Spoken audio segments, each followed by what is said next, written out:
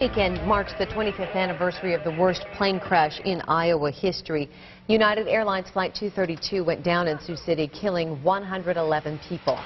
Miraculously, many more survived, and some of those survivors will be back in Sioux City this week. Mark Tauschek is live at the Mid-America Museum of Aviation in Sioux City. Mark? Well, for most of the rest of the world, it was the first time they'd ever heard of Sioux City, Iowa. Flight 232 will always be remembered with conflicting emotions because so many died, but so many survived.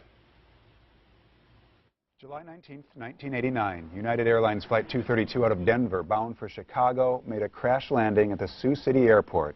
It's been called one of the most gripping stories in aviation history. It's amazing. It was awful. Looking at the wreckage, even those who were there that day still cannot believe of 296 people on board, 184 survived. The crash happened and the airplane went flying by, and out of the smoke came a couple of ladies and a couple of kids walking towards us almost immediately, and it's like, where did these people come from? Gary Brown, emergency management coordinator for Woodbury County, saw the fiery crash. Why didn't somebody tell them this airplane was crashing and they got hit by it?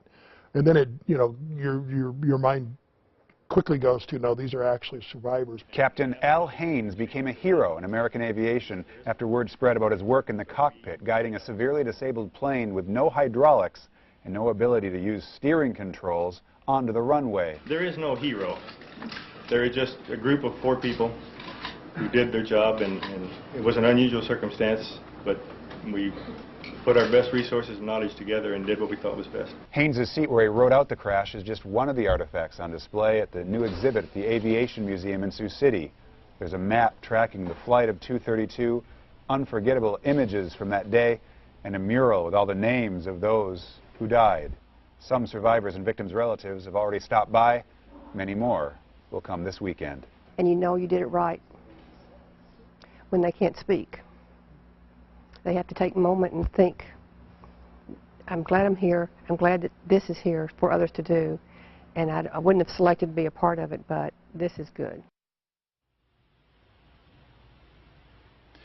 Captain Haynes, other members of the flight crew, survivors, victims, families, and first responders are going to be in town this weekend for the 25th anniversary. All the events are free and open to the public. We have a link to the schedule for the weekend coming up. That's at our website, kcci.com. Kevin and Stacy, back to you. Fascinating.